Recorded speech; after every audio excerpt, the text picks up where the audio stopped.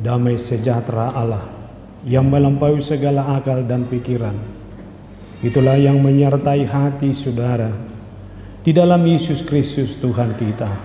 Amin. Horas, firman Tuhan yang mendasari ibadah kita pada minggu pagi ini, Minggu Sukacita akan peringatan Hari Kebangkitan Tuhan kita Yesus Kristus. Saya akan baca bagi kita dari kitab Yesaya pasal 25 ayatnya yang ke-6 dan sampai ayatnya yang ke-9. Yesaya 25 ayat 6 sampai 9. Demikian dikatakan. Tuhan semesta alam akan menyediakan di gunung Sion bagi segala bangsa-bangsa suatu perjamuan dengan masakan yang bergemuk, suatu perjamuan dengan anggur tua benar, masakan yang bergemuk dan bersumsum, anggur yang tua yang disaring endapannya. Dan di atas gunung ini Tuhan akan mengoyakkan kain perkabungan yang diselubungkan kepada segala suku bangsa, dan tudung yang ditudungkan kepada segala bangsa-bangsa. Ia akan meniadakan maut untuk seterusnya, dan Tuhan Allah akan menghapuskan air mata daripada segala muka, dan aib umatnya akan dijauhkannya dari seluruh bumi, sebab Tuhan telah mengatakannya. Pada waktu itu orang akan berkata, sesungguhnya inilah Allah kita yang kita nanti-nantikan supaya kita diselamatkan. Inilah Tuhan yang kita nanti-nantikan. Marilah kita bersorak-sorak dan bersuka cita oleh karena keselamatan yang diadakannya. Demikian firman Tuhan. Bapak, Ibu, dan Saudara, untuk mengawali sukacita kita dalam peringatan akan kebangkitan Tuhan Yesus Kristus minggu ini, jadi saya akan katakan sebagai salam paskahnya, Kristus sudah bangkit. Maka saudara akan menjawab, dialah keselamatanku. Tapi saya mau diucapkan ini dengan sukacita ya, dengan semangat seperti yang saya katakan tadi. Paskah ini adalah sukacita bagi orang percaya. Jadi di tengah-tengah Paskah seperti ini jangan ada yang cemberut. Jangan kamu mau dibebani oleh persoalanmu. Tapi sekarang ingat, Yesus yang sudah bangkit itu, itulah Yesus yang menyelamatkanmu dari seluruh bentuk persoalan kehidupanmu. Sudah? Jadi kalau saya katakan Kristus sudah bangkit, katakan dengan sukacita, dialah keselamatanku. Bisa? Oke. Kristus sudah bangkit. Oke. Itulah ungkapan sukacita kita.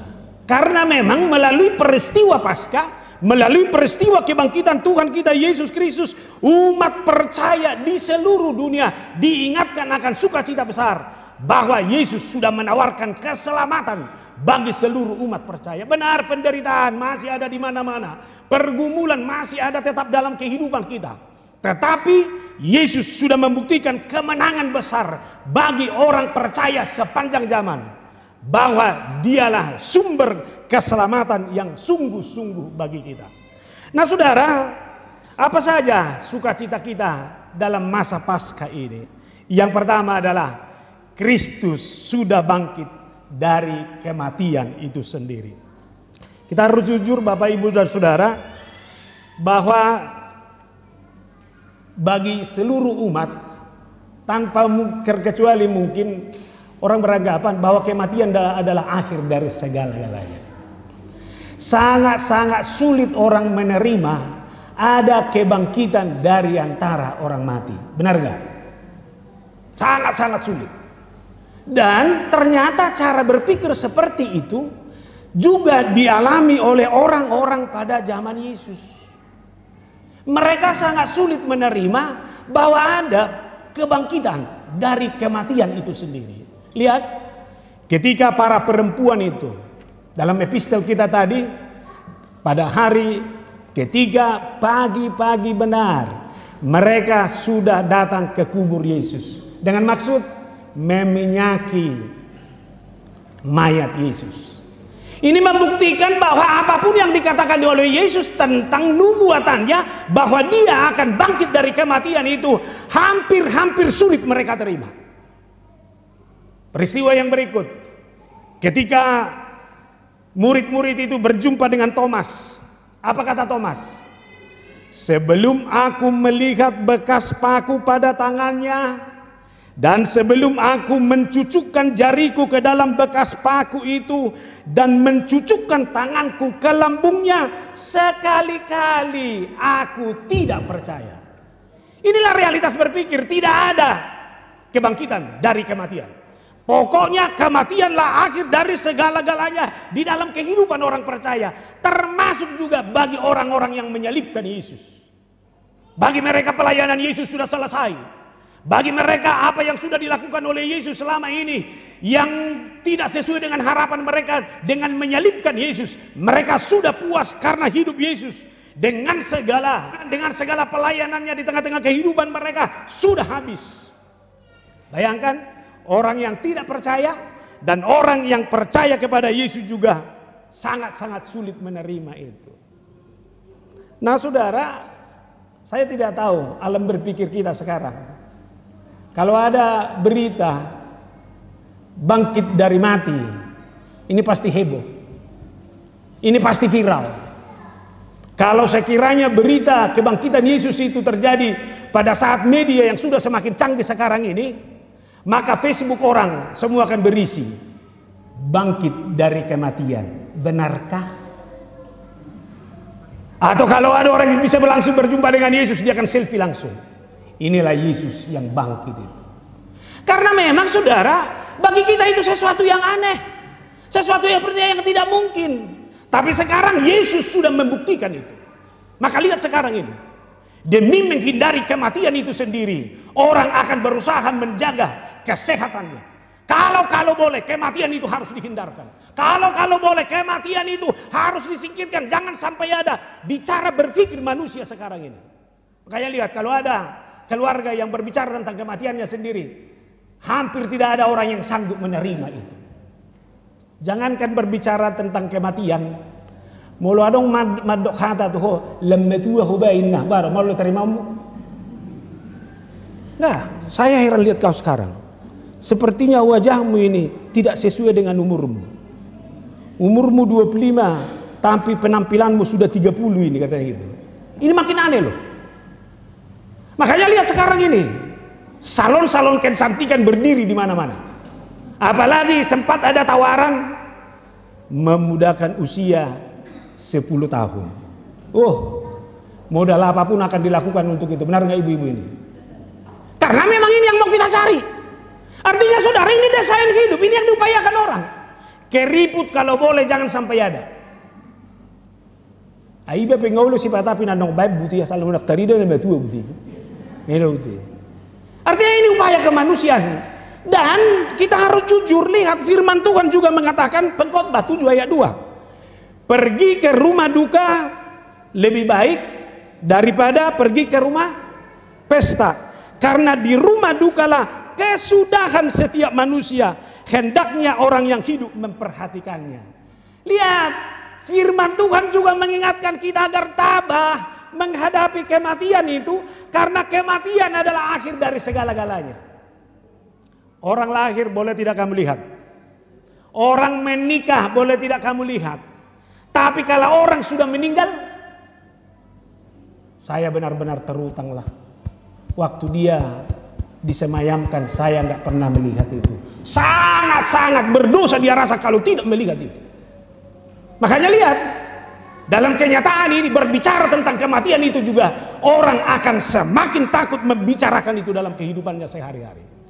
Nah itu artinya saudara, inilah akumulasi cara berpikir manusia ketika berbicara tentang kematian itu sendiri, dan semakin tidak mungkin meyakini bahwa Yesus yang sudah bangkit itu benar-benar mengalahkan kematian itu.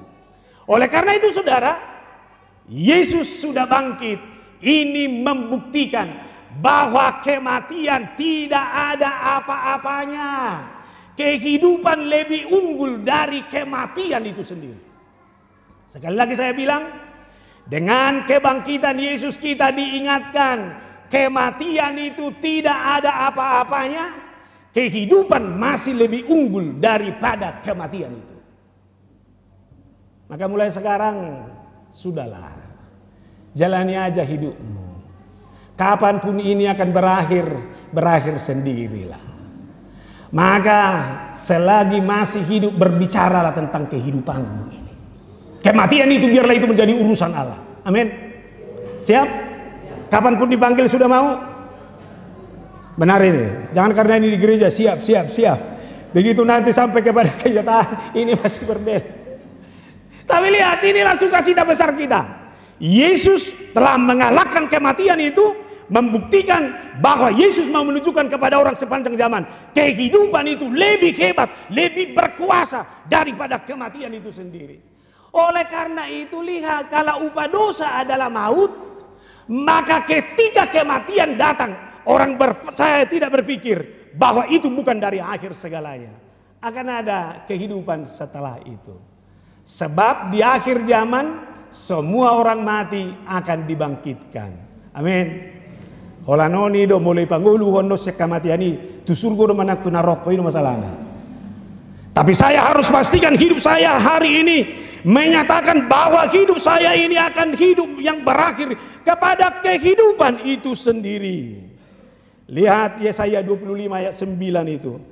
Pada waktu itu orang akan berkata, sesungguhnya inilah Allah kita yang kita nanti-nantikan supaya kita diselamatkan.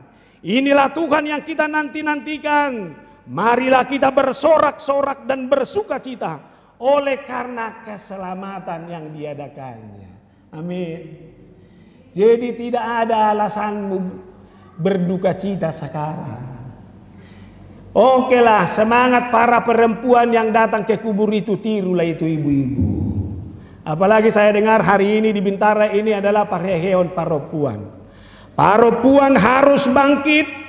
Paropuan harus menjadi paropuan yang membangun kehidupan. Semua istri harus menjadi inspirasi dan semangat. Tetapi ingat bagi kaum perempuan, apapun kehidupan yang kamu bangun ini adalah kehidupan yang benar-benar berdasarkan sukacita karena kebangkitan Kristus itu. Amin.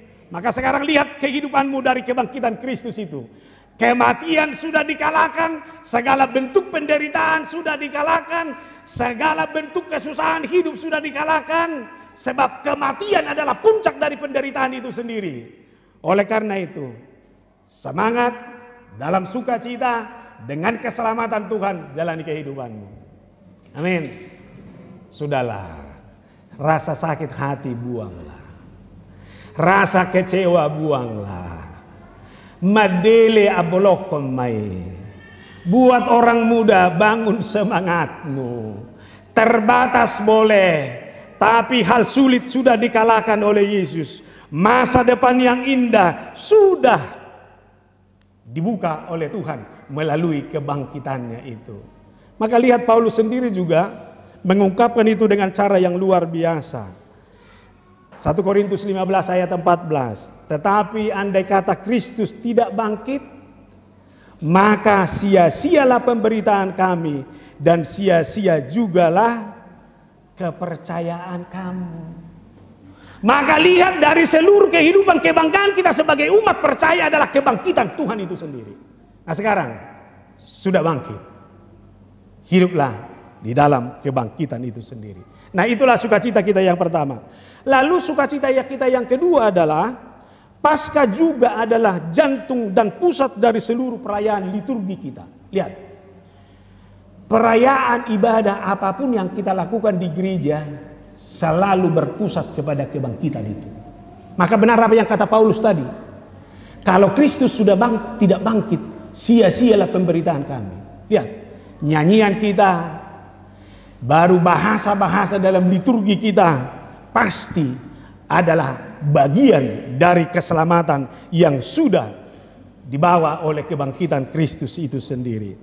Lalu kalau kita berpikir liturgi itu adalah ibadah berdasarkan apa perkataan Paulus dalam Roma 12 ayat 11, ibadah hidupmu adalah ibadahmu yang sejati, maka itu artinya tidak ada catatan kehidupan orang percaya yang tidak diinspirasi oleh kebangkitan itu sendiri. Sekali lagi saya bilang, kalau ibadah liturgi kita di gereja pusatnya, yang mengontrol, senternya adalah kebangkitan itu, maka sekarang kalau hidup kita sehari-hari adalah ibadah kita yang sejati, maka dimanapun, apapun yang dihadapi oleh orang percaya, itu harus benar-benar diinspirasi oleh kebangkitan Kristus itu sendiri. Nah sekarang persoalannya, ibahasa Batak mau dohoda, boha, boido paru kilomi, disodangi haheon di Yesus. Bisakah pergumulanmu benar-benar dalam terang Tuhan? Anak muda, bisakah cita-citamu, harapanmu ke depan kamu jalani dalam terang Tuhan? Kalau kamu bisa menjalani dalam terang Tuhan, maka sesulit apapun kehidupanmu sekarang, pastikan Allah yang dahulu, Allah yang sekarang, itu adalah Allah yang menyediakan masa depan yang terbaik bagi kehidupan. Kalau Kristus, hidup kita benar-benar disodangi, diterangi oleh kebangkitan Kristus itu sendiri, sedia mahuro parukilon di rumah tanggamu. Kenapa harus menjadi orang yang menyesal, madele, putus asa kamu karena gara-gara itu? Saya sudah katakan tadi, kematian adalah puncak penderitaan Kristus, penderitaan hidup. Kematian itu pun sudah dikalahkan. Maka kalau hidupku adalah ibadahku, itu artinya tidak ada kata-kata yang keluar dari maaf, yang saya katakan dari mulut ini, yang tanpa diinspirasi oleh kebangkitan itu Kristus itu sendiri. Wah, masih mau merendahkan, masih mau mendukakan orang dengan kata-kata ini, masih mau mengurangi semangat orang lain dengan kata-kata ini. Orang yang benar-benar hidup dalam terang Tuhan, dia harus benar-benar hidup dalam kualitas terang itu sendiri. Nah itu kita belajar dari kitab Yesaya ini. Disinilah kitab Yesaya ini berbicara tentang penderitaan hidup. Mereka tertekan dari kekuatan bangsa-bangsa yang ada di sekitar mereka, dan dosa merajalela di dalam kehidupan mereka. Lihat, sudah menderita, tapi malah melakukan koalisi dengan kekuatan dunia. Kekuatan besar pada saat itu adalah Asyur. Bayangkan, karena penderitaan, karena kesusahan, mereka tidak datang kepada Allah, tetapi meminta kekuatan kepada kekuatan Asyur. Ini adalah gambaran realitas hidup. Ketika berbagai benturan penderitaan datang, persoalannya manusia itu datang kepada siapa? Jangan andalkan kekuatan apapun yang ada di dunia ini. Kenyataan menunjukkan ketika mereka mengandalkan kekuatan Asyur, kekuatan dunia. Lihat kemarahan Tuhan, Yesaya 25 ayat 2. Sebab engkau telah membuat kota itu menjadi timbunan batu, dan kota yang berkubu itu menjadi reruntuhan. Puri orang luar tidak lagi menjadi kota, dan tidak dibangunkan lagi untuk selama-lamanya. Lihat, koalisi dengan kekuatan dunia hanya akan menghancurkan diri kita sendiri. Koalisi Israel dengan Asyur hanya membuat Yerusalem itu menjadi hancur. Maka pertanyaan sekarang ini, mari kita renungkan di tengah-tengah Paskah ini. Tuhan, kenapa berbagai penderitaan dan benturan ini datang? Jangan-jangan saudara ini beriman di satu sisi, tapi kekuatan dunia tetap dipakai. Maaf kalau saya katakan ini, banyak orang Kristus dia imani, Kristus dia sembah, tapi dunia juga dia pakai dengan segala kekuatannya. Jangan-jangan ini yang menghancurkan kita. Jangan percaya kepada kekuatan apapun yang ada di dunia ini. Amin. Laos tudongan naila bumi pestuk porseho mameringi. Hanya kepada Tuhanlah kamu bersandar. Coba ceritakan ketika ada persoalanmu, lalu kamu ceritakan kepada teman di sampingmu. Bisa dipercaya? Jangankan memberikan bantuan, dukungan, sokongan, motivasi. Jangan-jangan jadi itu yang mengata-katai kau nanti. Itu yang membicarakan. Ini manusia, ini dunia.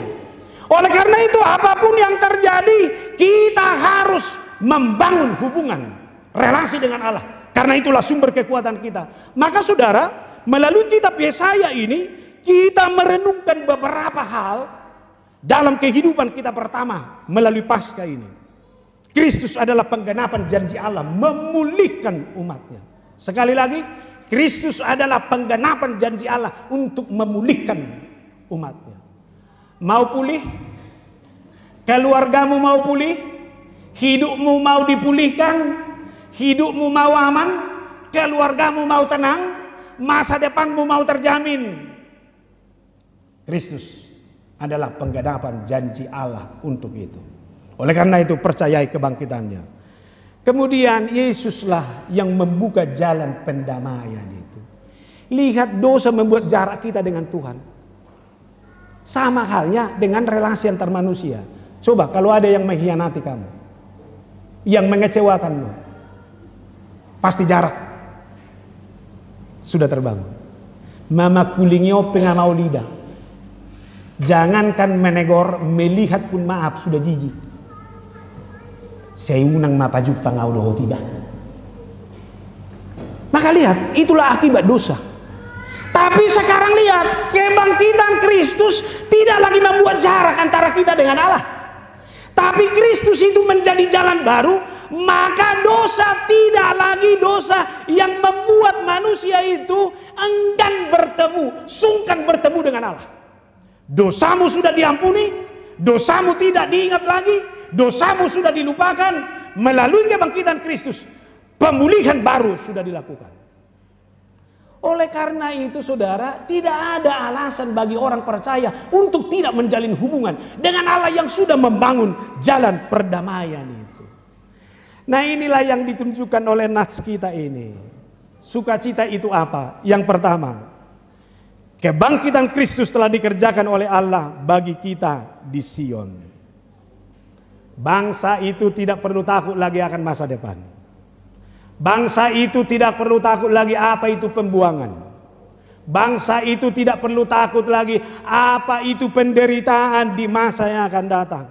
Sebab di Sion Allah sudah hadir membuka babakan baru bagi kehidupan bangsa itu dan orang percaya di sepanjang zaman. Lihat, saya baca bagi kita Yesaya 25 ayat 6. Tuhan semesta alam akan menyediakan di gunung Sion ini bagi segala bangsa-bangsa suatu perjamuan dengan masakan yang bergemuk.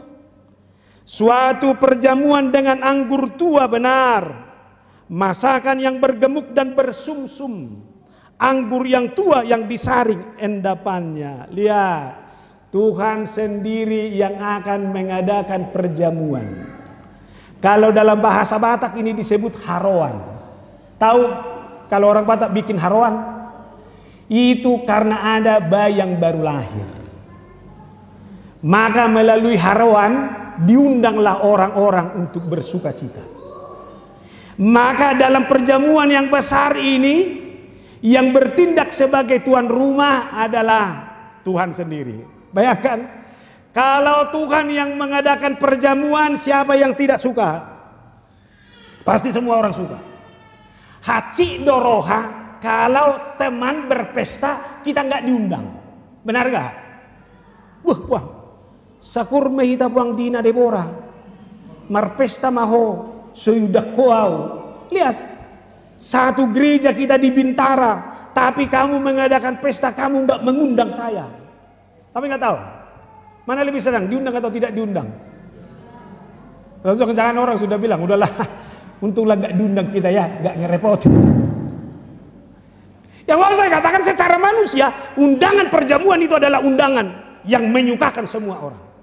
Lihat, sebagai tuan rumah, Allah itu juga menyediakan masakan yang luar biasa. Jadi memang kalau melakukan pesta, jangan asal ya. Melakukan pesta, sediakan hidangan yang terbaik. Jangankan pesta deh, pertanyaan pun di rumah, pasti yang kita pikirkan yang pertama bukan siapa yang datang, apa yang saya sediakan. Makanya kalau sintua minta pertanyaanlah dulu di rumahmu ya, jawaban pasti berpikir, sempat nggak saya masak? Lalu apa yang harus saya sediakan? Nggak saya salahkan, itulah tuan rumah yang baik. Kita nggak mau orang lain kecewa. Kita mau orang yang datang ke pesta kita harus benar-benar kenyang. Makanya ketika sebuah pesta berjalan, waduh ida, pesta kunatuari, tabudu, wah, makanannya enak-enak. Ini kesan pertama itu. Nggak ada dulu yang lain. Gimana pestanya? Masakannya enak. Ini adalah pestamu. Ini adalah gerejamu. Siapapun yang datang dari sini nanti kesannya bukan hanya soal makanan. Tapi kalaupun makanan harus menjadi makanan rohani. Siapapun datang nanti ke gereja Bintara, orang akan bilang, jago doh bah. Luar biasa. Jemaat boleh kecil, tapi persekutuannya indah. Amin. Jemaat boleh kecil, tapi di sana orang-orangnya adalah orang-orang yang ramah. Maka sekarang saya bilang berdasarkan nas ini sebagai tuan rumah, Allah itu adalah tuan rumah yang terbaik. Pasti disambut dengan cinta. Tuhan sendiri, sebab dialah cinta. Ya kan itu. Bukan hanya dengan cinta, tapi lihat wujudnya, dak kolak kata. Tapi terwujud anggur tua. Saya tidak tahu siapa di sini penikmat anggur. Katanya anggur yang lebih tua adalah anggur yang lebih berkualitas. Semakin tua anggur, harganya juga semakin mahal. Yang disediakan di sini adalah anggur tua itu. Lihat, ternyata prosesnya juga diceritakan. Yang disaring endapannya. Jadi dari buah itu mana endapannya yang paling berkualitas, itulah yang disediakan. Dan ingat, bagi orang Israel, anggur itu adalah menyediakan anggur, itulah sajian yang ternikmat dan teristimewa. Kalau dia orang Batak, melodang adong namargota dak tabu, melodang adong pangdang dak tabu. Apalagi lomok itu, itulah yang paling enak. Bagi orang Israel, kalau tidak ada anggur, itu masalah. Itu makanya lihat ketika mengikuti perjamuan di Kana, tuan rumah kehilangan anggur, maka Yesus mengubah air menjadi anggur. Nah, dalam perjamuan ini anggur yang terbaik itu yang disediakan Tuhan. Lalu yang kedua, makanannya berlemak dan bersumsum. Lemak dan sumsum itu adalah makanan yang berkualitas. Gak tahu, banyak restoran sekarang yang menjual menunya yang paling favorit adalah sumsum itu. Tulang direbus, lalu diambil sumsum dari dalam tulang itu. Artinya saudara lihat, pemilik pesta ini, Tuhan itu sangat luar biasa menyediakan makanan-makanan yang terbaik bagi semua orang. Dan sekarang undangannya siapa? Bukan hanya orang Israel, tapi undangannya bagi seluruh bangsa. Tidak ada lagi pengecualian. Saat ada undangan itu halak Batak, saat undangan sampai nggak ke Bintara. Saat sekarang saya ingatkan, kita semua yang merayakan Paskah hari ini adalah orang-orang yang turut dalam undangan perjamuan yang sudah dilakukan oleh Tuhan. Amin. Perjamuan itu ada di mana? Siapa yang mengikuti perjamuan kudus kemarin? Bisa semua.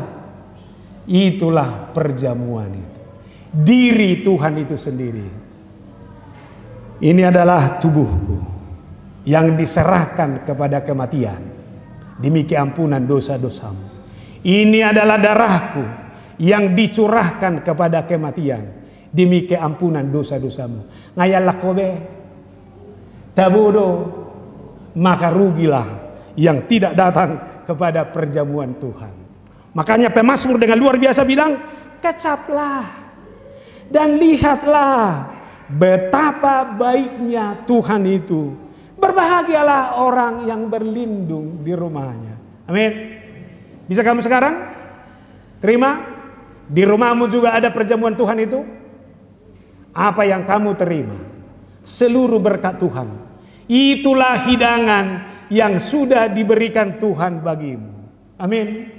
Sekarang datang, katakanlah, kecaplah dan lihatlah betapa baiknya Tuhan itu. Amin. Tolong kalau ada remaja di sini, Emang pendeta mau bilang, kecaplah dan lihatlah betapa baiknya Tuhan itu. Amin. Apapun yang kamu alami, keluargamu, kecaplah dan lihatlah betapa Tuhan itu baik. Amin. Wah, berputus asa beo. Lemah enggak? Tidak ada alasan untuk itu. Lalu Yohanes 6 ayat 35. Akulah roti hidup. Barang siapa yang datang kepadaku, ia tidak akan lapar lagi. Dan barang siapa percaya kepadaku, ia tidak akan haus lagi.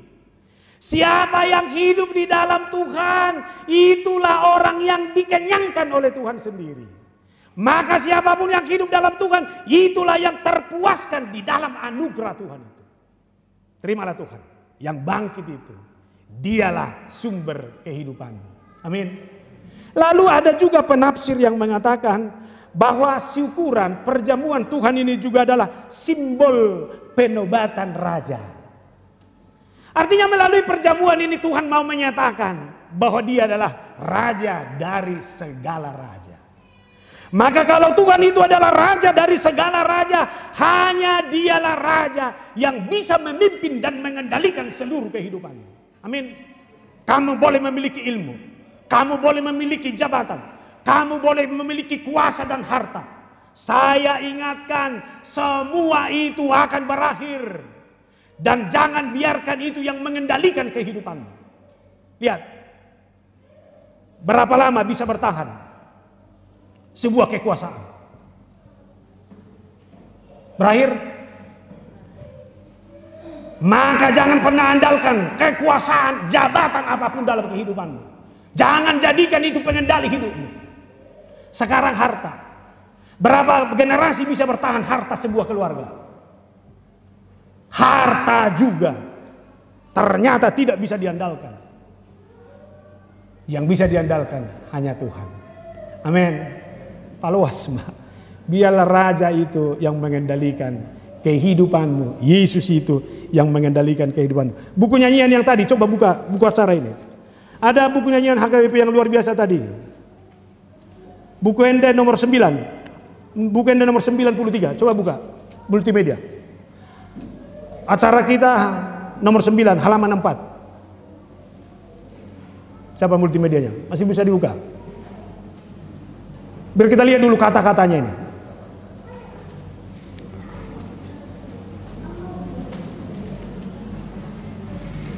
Oh, nggak bisa.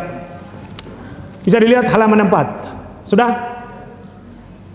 Lihat, Yesus Raja kehidupan. Tuhan Yesus memulihkan. Kalau Yesus adalah Raja kehidupan, ingat, dialah Raja yang bisa memulihkan kehidupanmu. Damai sejahtera, damai sejahtera. Maka Yesus yang bangkit itu, ketika itu menjadi Raja bagi kehidupanmu, damai sejahtera ada bagi kehidupanmu. Amin. Tolong keluarga muda yang ada di sini, cita-citamu, harapanmu dengan keluargamu pasti banyak. Semua orang akan berpikir, kehadiranmu lah yang membuat saya senang. Suami istri juga akan sering mengatakan itu. Saya katakan, saudara akan kecewa dengan kata-kata itu. Jangan pakai kata-kata itu. Tapi pakai sekarang, Yesus adalah Raja kehidupanmu. Amin. Kalau Yesus menjadi Raja kehidupan, damai sejahtera, Yesus yang percaya kepadanya, yang melakukan firman-Nya, takkan lagi binasa. Sudah menyadari? Terimalah, percayailah, imanilah. Yesus yang bangkit itu adalah Raja bagi kehidupanmu.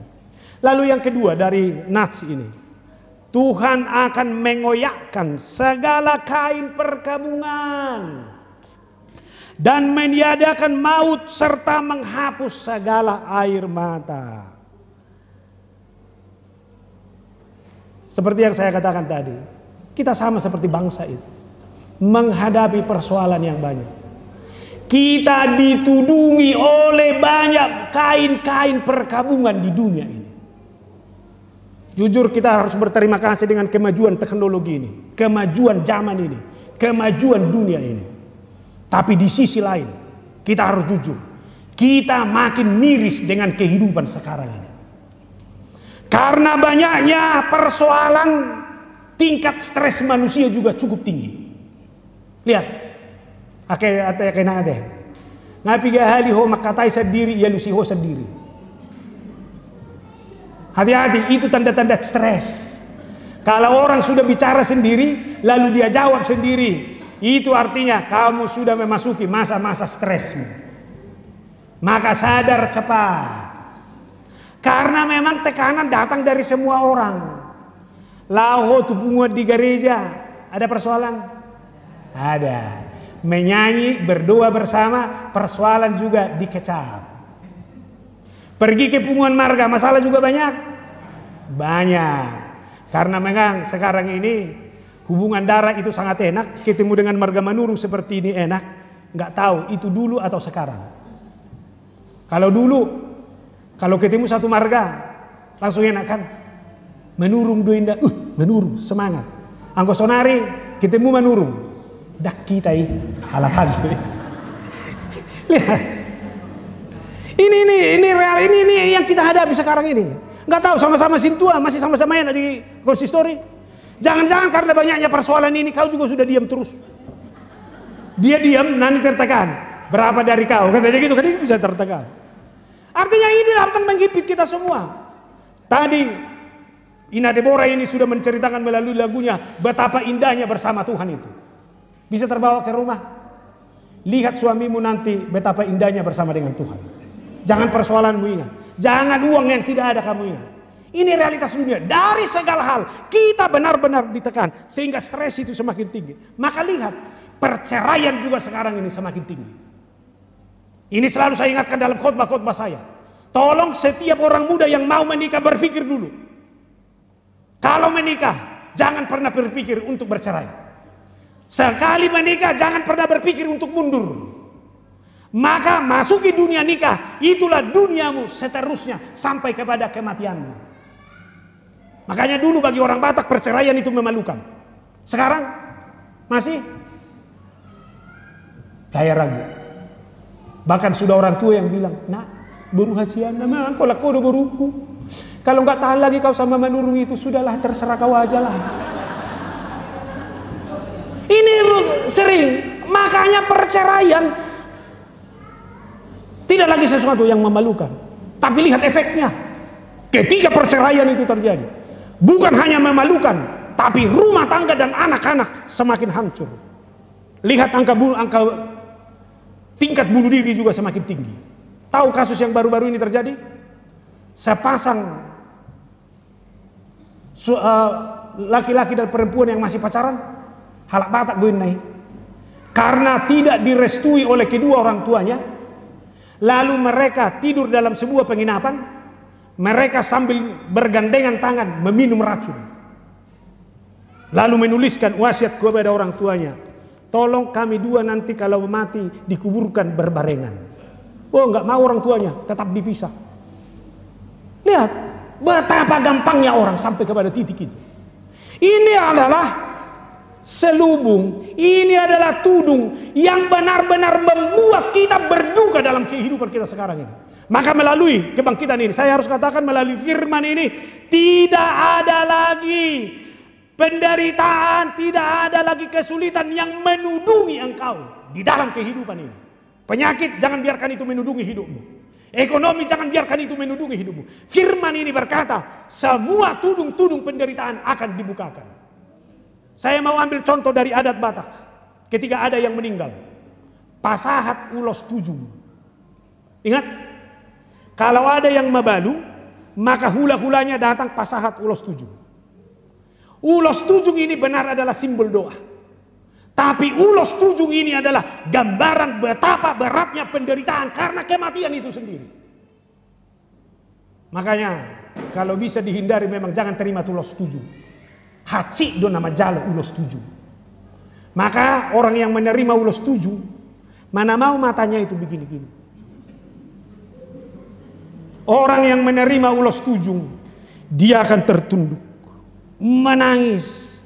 Dan hula-hula yang menyampaikan ulos tujung itu juga benar-benar dalam pergabungan.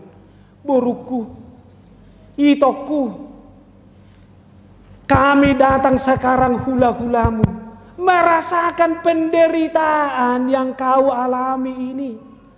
Sehingga melalui ulos tujung ini, kami mau menunjukkan bahwa bukan hanya kamu yang menghadapi ini, tapi kami juga turut ikut dalam penderitaan yang berat ini. Makanya dulu ulos tujung tidak dibuka pada hari itu. Mau itu sampai seminggu dipakai terus. Bayangkan betapa beratnya penderitaan itu. Sudah berat karena kematian, makin berat lagi karena ulos tujung. Kalau di Jakarta pasti keringatan terus ini. Kalau saya tidak salah, ini baru dibuka, harus dibawa dulu nama balu ini Maronan ke pasar, menunjukkan bahwa dia benar-benar menderita. Baru setelah itu datang hula-hulanya membuka ulos tujung itu. Tapi sekarang terima kasihlah atas kearifan orang tua kita. Hari itu ulos tujung dipakai, hari itu juga ulos tujung sudah dibuka. Itu artinya orang Batak juga sudah berdoa. Orang Batak sudah berpikir bahwa kematian pun tidak harus membuat orang harus selama-lamanya tertunduk menderita akibat dari kematian itu sendiri. Makanya lihat kata-kata yang disampaikan. Tapi gak tahu saya bahasa Indonesianya, ya bahasa Batak aja saya pakai. Bago nama dungdung tu pilo-pilo nama rajar. Saya hato masal puak kana lungun jala hato maro silas niroha. Ini doa. Makanya setelah ulos tujung dibuka, yang mabalu itu disuapi. Setelah itu dikasihlah makanan enak. Lihat, ternyata itu juga sudah difirmankan oleh Tuhan sebelumnya. Jago halak Batak, bangga menjadi orang Batak. Orang Batak mengerti apa itu beratnya penderitaan. Tapi melalui ulos tujung juga orang Batak mau menunjukkan bahwa tidak ada penderitaan seberat apapun. Karena ada Tuhan kita yang benar-benar menghadirkan sukacita bagi kita. Amin. Bersukacitalah. Jalani kehidupanmu seberat apapun itu. Kebangkitan Tuhan hari ini sudah mengingatkan kita bahwa perjamuan besar sudah diadakan Tuhan. Dialah perjamuan itu sendiri. Terimalah Tuhan sebagai roti kehidupanmu. Nikmatilah segala anugerah firman Tuhan. Kenyangkanlah hidupmu di dalam anugerah cinta kasih-Nya. Kebangkitannya sudah membuka jalan baru bagi kehidupanmu. Segala tudung yang menudungi kamu dalam kehidupan ini, yang membuat kamu menderita, tudung itu pun sudah dibuka, disingkapkan melalui kebangkitan itu. Bersukacitalah di dalam Tuhan, karena Tuhan itulah Tuhan yang kita nanti-nantikan. Amin. Kita berdoa. Ya Tuhan Allah di dalam Yesus, terima kasih Tuhan atas firman-Mu yang sungguh mengingatkan kami bahwa melalui kebangkitan-Mu kami sungguh bersuka cita. Kematian sudah dikalahkan. Kematian bukan lagi akhir dari segala-galanya, tapi di balik kematian ada kehidupan. Kami harus yakini bahwa lebih kuat kehidupan itu dari kematian itu sendiri. Biarlah Tuhan, melalui firman-Mu hari ini kami sungguh diingatkan, kami mau ikut serta. Kami berkomitmen untuk ikut ambil bagian dalam perjamuan Tuhan. Karena dengan perjamuan dengan Tuhanlah kami memperoleh keampunan dosa-dosa kami. Dengan perjamuan dengan Tuhanlah kami mendapatkan sukacita besar. Sebab di dalam perjamuan Tuhan, Tuhan akan menudungi segala, membuang segala tudung yang menudungi kami. Dan menghapus segala air mata kami. Bahkan maut sendiri sudah dikalahkan. Biarlah sukacita kami sesungguhnya melalui perayaan Paskah ini boleh mewarnai, menerangi seluruh kehidupan kami. Pergumulan kami, harapan kami, cita-cita kami, bahkan keluarga kami sendiri. Biarlah Yesus yang bangkit itu menjadi Raja Damai, yang memberikan damai sejahtera bagi kehidupan kami. Berkati seluruh umat-Mu ini, di tengah-tengah kehidupan mereka secara pribadi, di tengah-tengah keluarga, bahkan pekerjaan mereka. Tidak ada hal yang membuat kami harus berputus asa, tapi kami harus membangun harapan kami terus. Sesulit apapun hidup kami sudah dimenangkan oleh Tuhan. Terima kasih, berkati juga gereja ini yang harus memulihkan semua hal demi pelayanan yang terbaik di tengah-tengah gerejamu ini. Pembangunan fisik, pengadaan lahan, pengadaan rumah. Bahkan Tuhan, sukacita mereka untuk menuju resort yang baru. Tentu ini membutuhkan biaya yang besar. Tapi kami yakin dan percaya, kalau maut sudah Tuhan kalahkan, segala kesulitan, tantangan, bahkan keinginan kami ada di tangan Tuhan. Dengan kemenangan besar, sukacita besar akan diraih oleh gereja ini di dalam Tuhan. Berkati pendeta Hutapea yang memimpin, dan berkati Perhalado, berkati seluruh jemaatmu. Terima kasih, dalam Yesus Kristus kami berdoa. Amin.